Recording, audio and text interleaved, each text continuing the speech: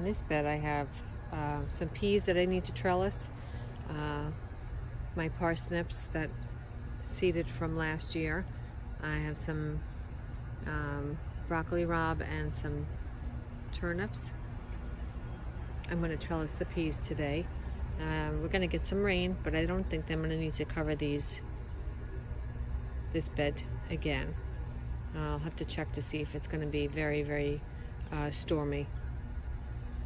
If that's the case, then I'll put the roll cover back on. It already blew off.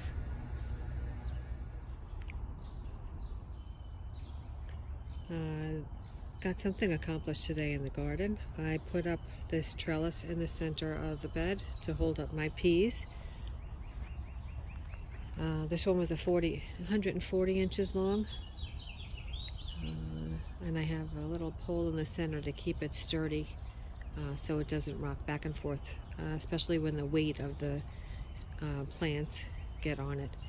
So in a little bit these little plants will be able to grab on and climb up, and that's the goal. They're not regular English peas, they're snap peas, which I like. I think they're sweet and flavorful, and they're a favorite in this house, myself and my daughter. So they don't like the hot weather. I can utilize this trellis when the hot weather comes in. It can hold up my tomatoes or my cucumbers or winter squash, so it's not something that I'm going to plan on taking down. I think I'm going to end up keeping it as a permanent structure. So hopefully I did a good job and it's not going to come down. The second one was actually the hardest one to put together. This one I did 70 inches is what I measured between the two poles, and I added 5 inches, 75, but I must have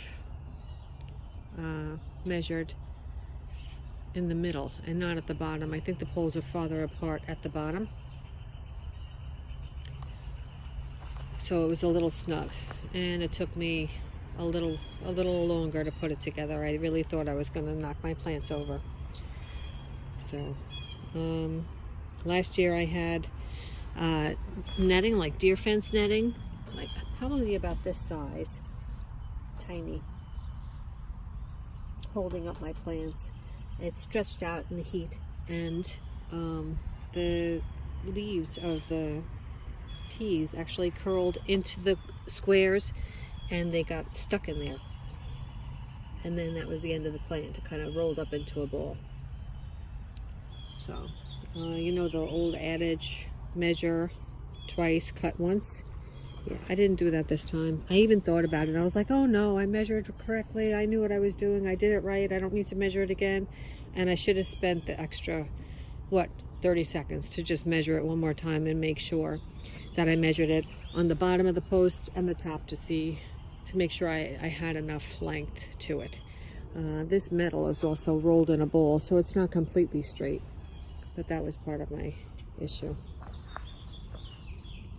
I have some kale and cabbage coming up on the sides of the sweet peas here. What are they called? Snap peas, sugar snap peas. And on the other side I have radishes. Anyways, I'm looking forward to my sugar snap peas because they're my favorite. Do you see him? The little snake? This guy, when he gets a little bit bigger, he's gonna be eating some mice. Look at the red tongue.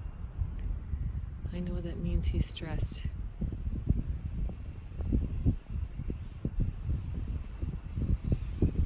Little garden snake. So pretty.